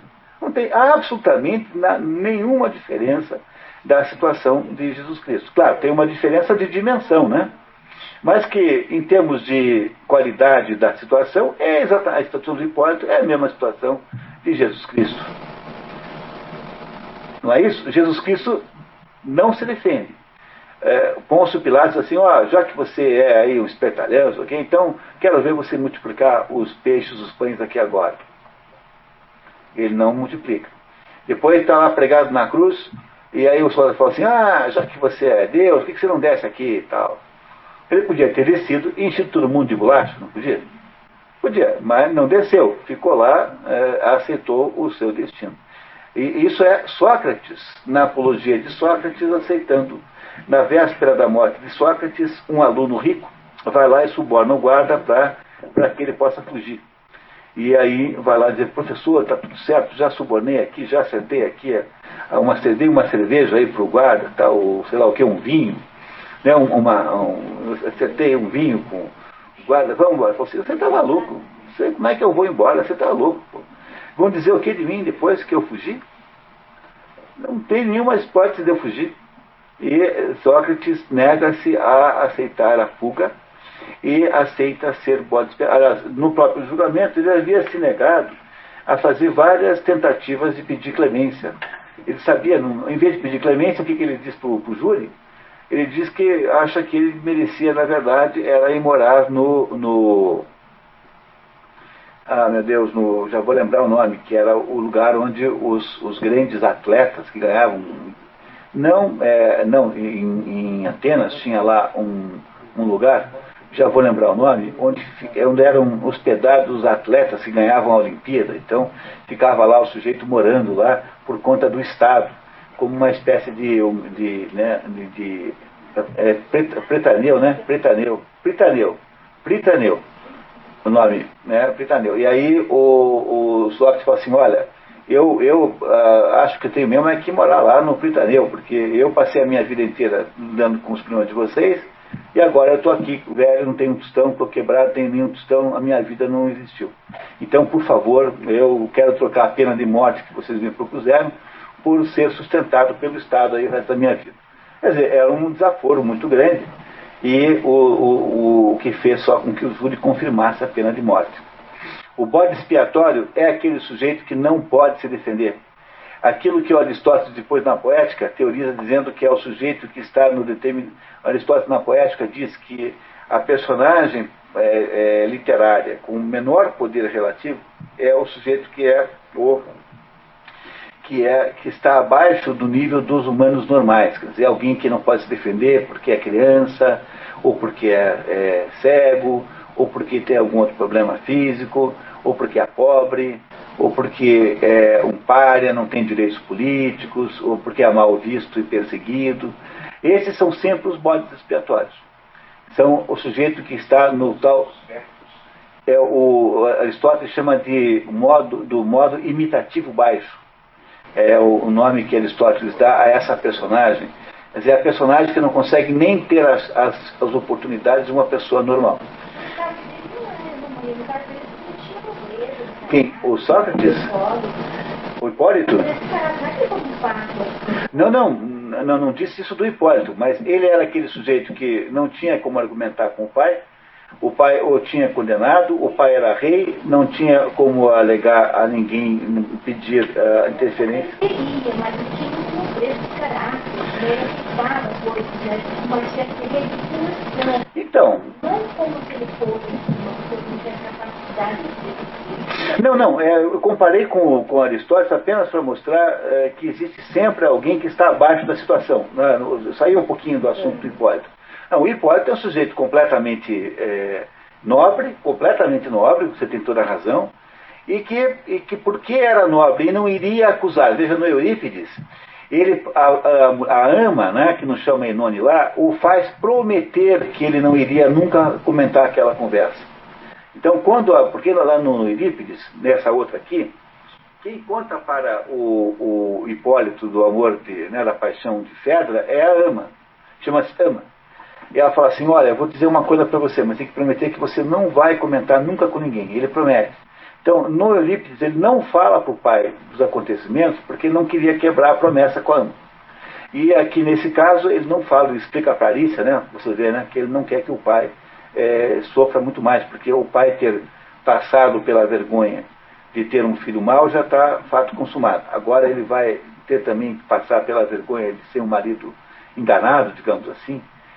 Então, o Hipólito cumpre o papel de bode expiatório como ninguém. Ele submete-se ao seu destino do mesmo modo que Ifigênia fará na peça Ifigênia, que é a seguinte naquele livro.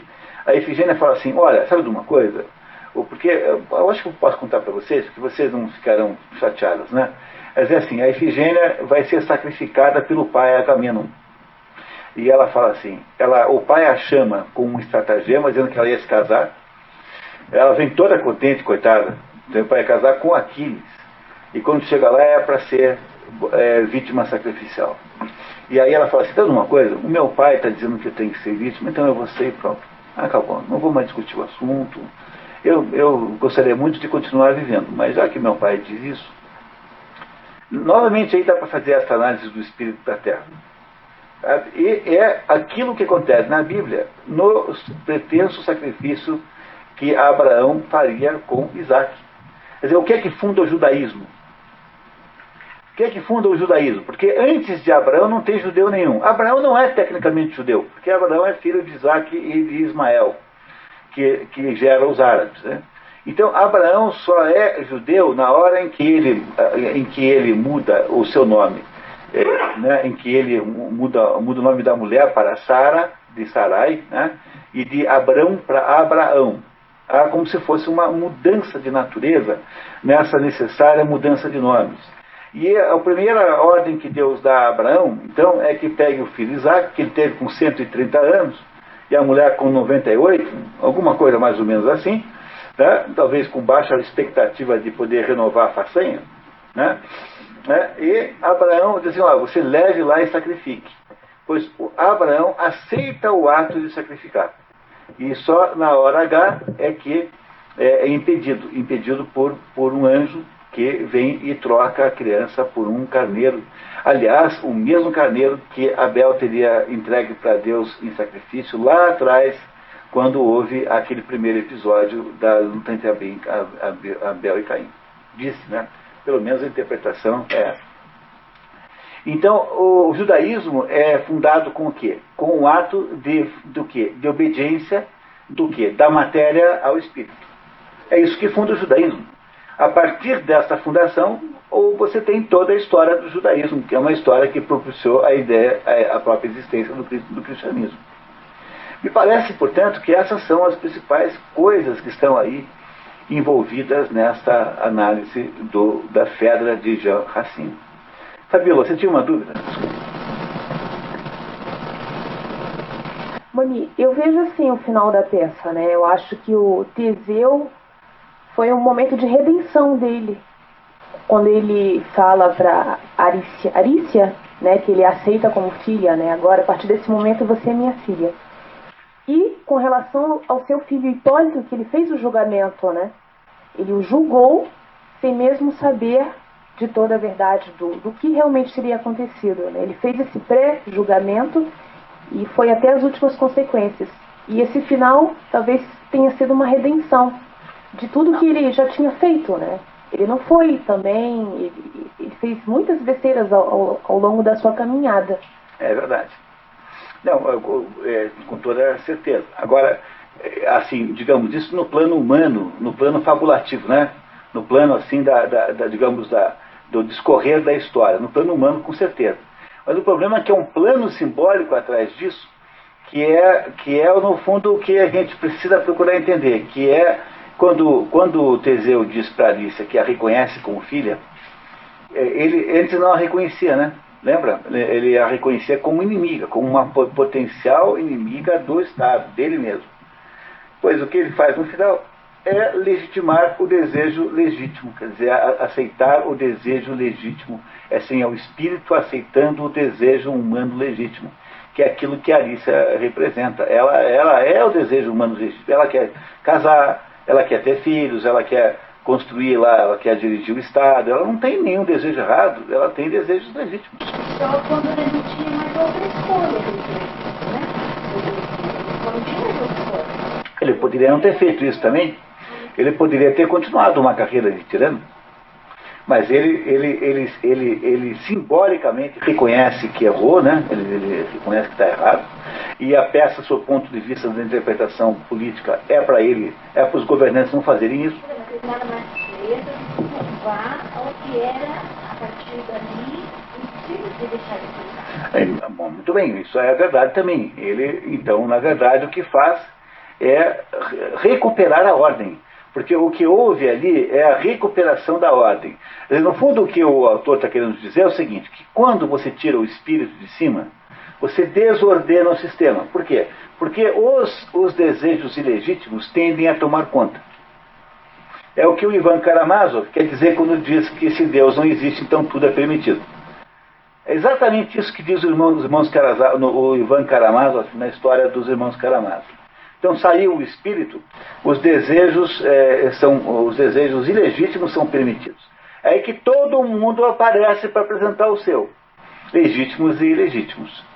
Pois é a volta do espírito que permite reorganizar os desejos, deixando apenas vivos os legítimos, que é a Arícia, e agora transformada, legitimada pelo espírito, sendo filha do espírito, e com a morte e destruição dos desejos ilegítimos, representados por Fedra. É uma história em que porque o que a gente viu aqui na Teogonia, por exemplo, e tínhamos visto um pouquinho antes no Édipo Rei, é que há dentro da perspectiva grega esse esquema fundamental permanente, sempre está por trás das coisas, esse esquema fundamental. E a teogonia nada mais é do que a descrição de como isso acontece pela sucessão de golpes, né? Você tem Urano, Gaia gera Urano, Gaia e Urano são os deuses primordiais, Gaia tem com Urano filhos, mas esses filhos chamados titãs são detestados desde o início pelo pai.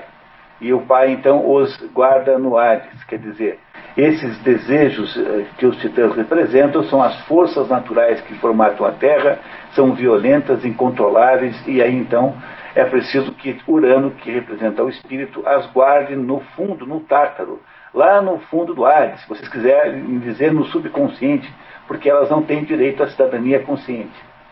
Até que Gaia, que é a Terra, que sempre tem um potencial de rebelião contra o espírito, contra o céu, não é isso? Gaia então faz o quê? Ela organiza um golpe de Estado contra Urano. Como é que ela faz isso? Ela inventa o aço e faz uma foice. Com essa foice ela dá na mão do seu filho mais novo, chamado Cronos, e Cronos então vai lá e castra o pai, castra Urano. No entanto, da ferida da castração, o sangue que pinga dessa ferida, ele vai cair sobre Géia e vai cair no mar e vai gerar Afrodite, por exemplo. Afrodite, essa deusa safada aqui dessa história, né, vai nascer aí, na hora em que o sêmen de Urano cai dentro do mar, do oceano que já existia, que é a potência geral das coisas, né? O mar é uma potência geral, a água é uma potência geral. E aí então o Cronos assume o poder. E o Cronos tem filhos com Réia, não com a mãe dele, mas com uma outra deusa, que é a irmã dele, mas aí não tem esse problema. Tem filhos com Réia, e esses deuses aí que vão sendo gerados são os olímpicos. E desses deuses todos aí, Crono vai comendo um atrás do outro. Porque o tempo devora tudo. Porque não é possível, o tempo é uma máquina de devorar tudo. Até que finalmente Zeus, que é o mais novo desses deuses aí, e que representa o poder espiritual, ele dá o golpe contra Cronos e destrói Cronos, fazendo o quê? A recuperação do reino de Urano. Portanto, o que está em questão aí no nascimento dos deuses, interpretado pela teogonia, é a luta entre Urano e Zeus, que representa o poder espiritual, e Gaia / Titãs, que representam os poderes naturais. Esses dois grupos que estão em guerra. A vitória de Zeus sobre Crono é a vitória do espírito sobre a matéria, ou seja, é a recuperação da normalidade. Por isso que eu disse para vocês aqui no final daquele encontro, que toda essa conversa de Gaia que tem hoje, Gaia isso, Gaia aquilo, quer dizer, essa conversa de ecologia, nada mais é do que a terceira tentativa de golpe da Terra sobre o espírito. Né? É a Terra recuperando o poder de dar o golpe no espírito, recuperando o poder, porque isso é uma coisa de natureza cíclica, justamente porque esse componente que há dentro de nós, entre o céu e a terra, é um componente tensional. Ora, se é tensional, uma hora ele prende para cá, outra hora prende para lá. Então, o tempo todo sob tensão, como se fosse um elástico que está sempre tentando arrebentar para um dos dois lados. O que acontece nessa história aqui de Fedra, e que foi muito mais bem feita pelo Jean Racine do que por Eurípides, por exemplo, é só você comparar, é incomparavelmente melhor a peça do Racine, muito melhor sobre todos os aspectos, até mesmo sobre os aspectos estilísticos, sem dúvida nenhuma. Né? É que é a demonstração de que quando o espírito sai, a Terra assume o poder. O que é a Terra? São os desejos terrestres, ou seja, os desejos da matéria. Essencialmente isso é a Terra. Os desejos da matéria. Mas eles não são todos ilegítimos. Eles são, em parte, legítimos. E é desses desejos legítimos que têm que ser colocados no poder. Eles têm que ser abençoados pelo Espírito. É isso que faz, então, finalmente, Teseu, quando decreta que Alice é sua filha.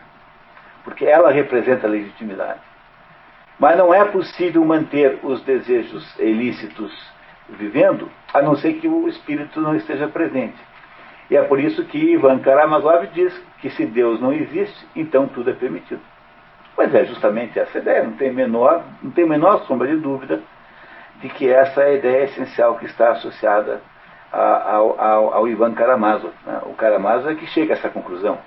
E é obviamente que o Dostoiévski pode ter até aprendido em Eurípides, né? Até mesmo isso. Mas as pessoas, de modo geral, não interpretam essas obras. Né? Essas obras são lidas assim como uma história a mais. Esse nosso curso aqui é para justamente poder ter uma sugestão na vida de fazer isso. Né? De vez em quando, uma vez cada 15 dias, a gente senta aqui e entende o que o livro quer dizer de verdade. Embora possam existir outras interpretações, né? Essa, sem dúvida nenhuma, é digna da atenção de vocês. Eu sugiro que vocês prestem atenção nela. Me parece muito consistente. Não há nada que se contraponha a ela no texto. Pois não.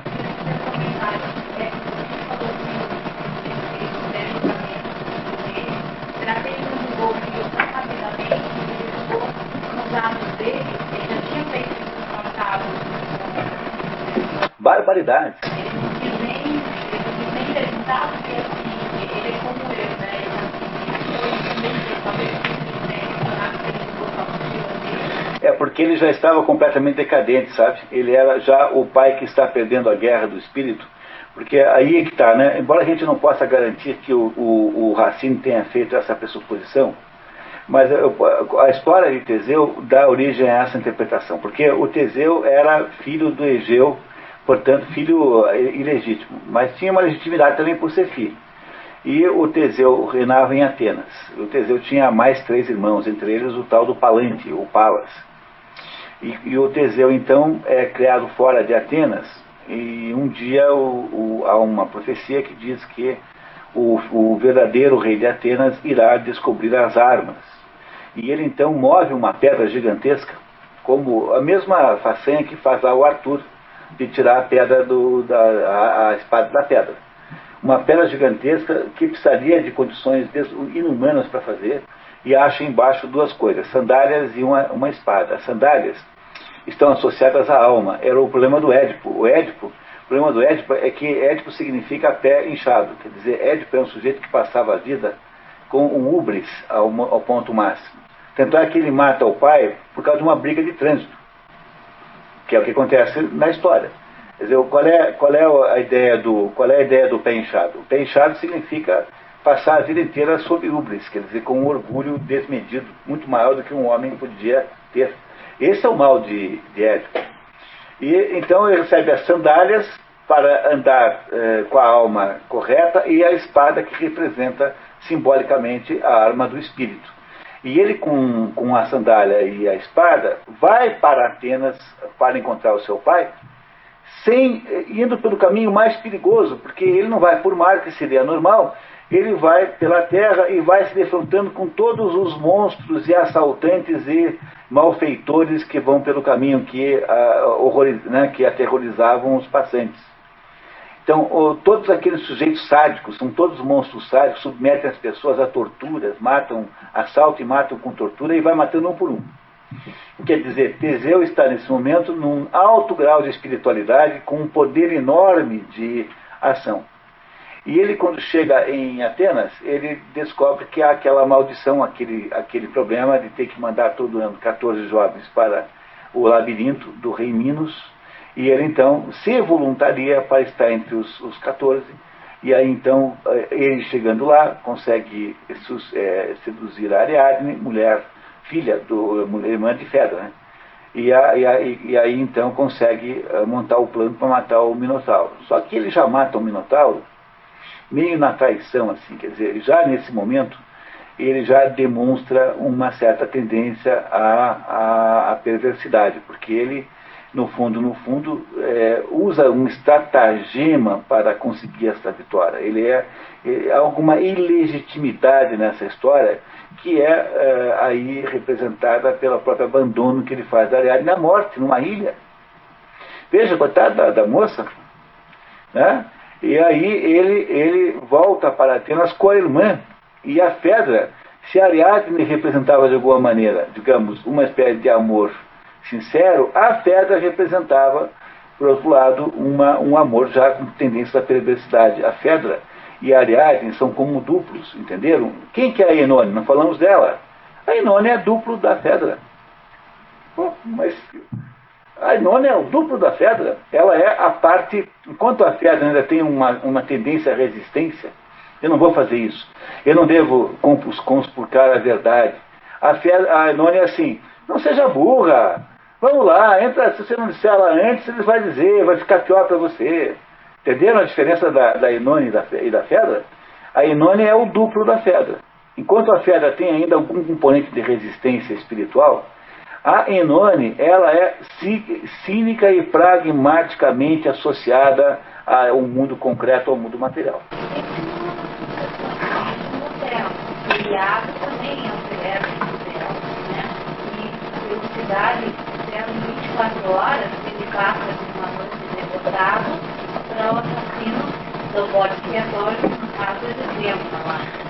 Essa é a tese da Zaida, que nos disse, quando houve o Otelo, que o Otelo, o Iago representava alguma coisa no Otelo que era autodilacerante, porque o Otelo não aceitava a hipótese de ser completamente feliz, ter a mulher mais bonita de Veneza, casar, né, de ter o poder todo. Então o Iago representaria alguma coisa dentro do Otelo que queria impedi-lo. Ele era um estranho, né? O Otelo era um estranho, ele era mono, ele era um guerreiro, ele fez os méritos, o Teseu que lutou pelo oposto, de certa forma, e depois não conseguem mantê-lo porque eles fazem eles acabam minando a nobreza, como você colocou agora, até o ponto da decadência. É isso. Eu tô meio achei. Acho que tem uma ligação, sim, com muita clareza. Agora, a Enone é duplo da Fedra. Ela não é uma pessoa independente, em última análise. A Arícia e o Hipólito são completamente independentes, porque eles representam, digamos, o casal ideal, o par ideal. Mas essas duas não. Elas, até porque são de sexos diferentes, né? Do mesmo sexo, desculpa.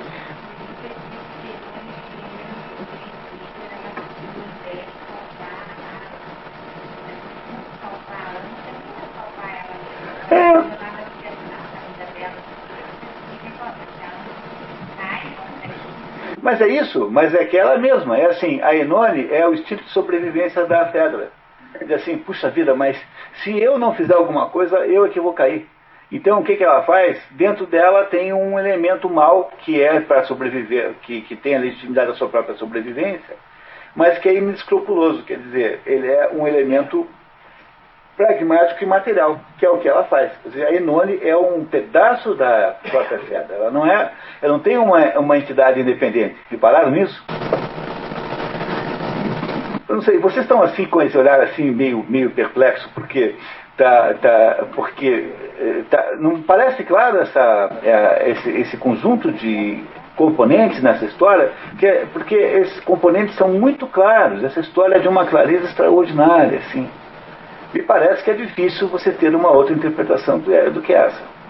A não ser, claro, essas coisas aí de achar que a Fedra representa o capitalismo antigo e o fulano. Bom, aí vocês nem. Aí sinto muito, mas aí não dá mais para a gente continuar. Vamos começar com essas interpretações assim, gramscianas não, lukácsianas, né, do Georgi Lukács, que era um crítico literário marxista, que achava que tudo, no fundo, se acabava representado em questões de relações de produção, mas aí fica difícil, porque vai ser complicado empurrar uma versão dessa. Diga, Gabriel. Você já falou, o pai do Teseu, o pai do Édipo, o anjo, ele está meio caído. Eu não sei bem, sabe, Gabriel, teria que estudar um pouquinho, viu? Porque cada história dessas é complicada, sabe? Mitologia é uma coisa, dá para fazer estudar o resto da vida. A verdade é que o Teseu é o sujeito que começa com o poder espiritual alto e vai caindo, até que ele desaparece. Então, no caso aqui do Eurípides, ele vai levado embora pelo Hércules como uma espécie assim de... derrotado, que vai receber lá uma mão lá para não morrer. No caso aqui da Fedra, nós não sabemos bem, mas ele não se sai muito mal, né? Mas a lenda de Teseu diz que ele morre assassinado. Ele vai para uma outra cidade onde morre assassinado. Quer dizer, um final completamente melancólico para um grande rei de Atenas, né? Não é isso? Ele perde a luta pela espiritualidade. Ele é o espírito decaído. Teseu é um espírito que decaiu do mesmo modo que Lúcifer é um anjo que decai. Entendeu? O que o Lúcifer é um anjo que decai. E o Teseu é um anjo caído. Também é, de certo ponto de vista. Mas ele continua representando simbolicamente o espírito. Não tem a menor dúvida de que isso permanece claro aqui, suficiente para rastrear o desenrolar de toda a história.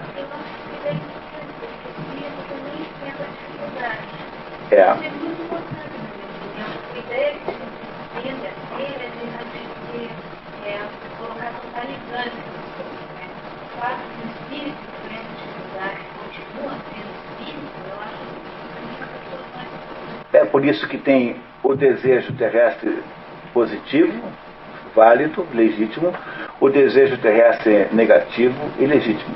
E há o espírito positivo e o espírito negativo. O Teseu é tipicamente o caso do sujeito que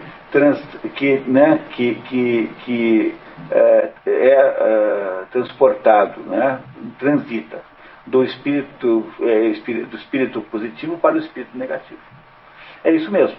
Agora veja, cuidado, hein, porque essa história aqui, isso que nós estamos discutindo, é um assunto do qual nós estamos inferindo com base nas outras obras, né? Porque, em princípio, o livro não é sobre o Teseu.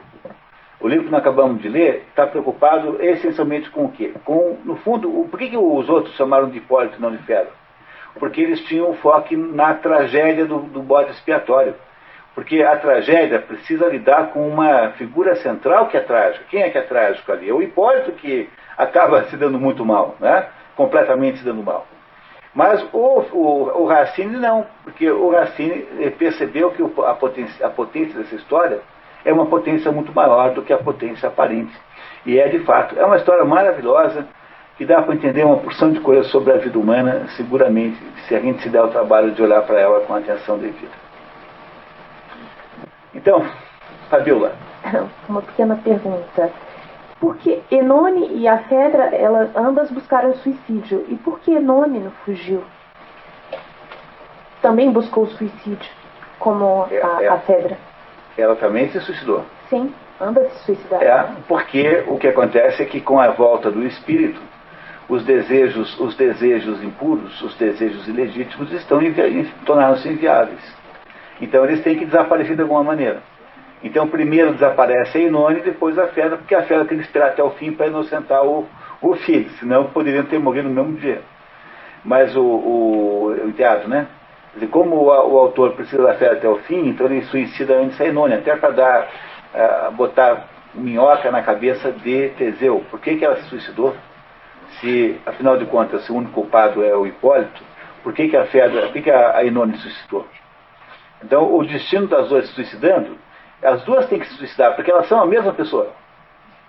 Entendeu? A Fedra ainda tem um componente que resistia durante a presença do espírito, porque é o que ela fez. Ela, a hora que viu que estava perdidamente apaixonada pelo enteado, o que ela faz? Ela se esforça para afastar a tentação. Não é? Mas quando o espírito some, o que ela faz? Revela-se na plenitude. Mas ela ainda tem alguma dúvida. Então ela fica variando. Por exemplo, ela não queria, ela foi lá interceder pelo enteado. Mas depois, quando ela percebe que o enteado gostava da Arícia, ela deixa-se tomar pelo ódio, pelo ciúme novamente e deseja o mal de quem? Da Arícia, sobretudo. Né? Da Arícia, que é o que? O que ela detesta. O que ela detesta é o desejo legítimo contra o desejo ilegítimo que ela tem. Ou seja, ela ainda tem um poder de resistir. Mas a Enone não. A Enone é fria, calculista, estrategista. A Enone está o tempo todo pensando como é que faz para sobreviver naquele assunto. A Enone é um componente da Fedra. Ela não é uma entidade separada da Fedra. Portanto, quando morre, tem que morrer as duas. Ela só morre separadamente por razões de conveniência dramática, mas no fundo morrem as duas por razões necessárias, assim, pela necessidade do próprio texto. Então, pessoal, hoje conseguimos fazer o milagre de acabar na hora, hein? Isso não é todo dia que acontece, né? Que o texto era menor, né? Teve essa vantagem. Então, eu queria muito agradecer a vocês por terem vindo, agradecer ao SESI, que é patrocinador desse nosso programa, agradecer a Denise Maria, que faz toda a parte gráfica dos nossos trabalhos, a Patrícia, que faz todo o trabalho pesado de organização de todos os materiais, de fazer toda a produção editorial, agradecer a minha filha Clara, que sempre lê maravilhosamente, e a Fabiola, que foi a nossa lectrice de français, né, no dia de hoje. Muito obrigado, merci. E esperar que vocês voltem daqui a 3 semanas. Vamos ter agora um pouco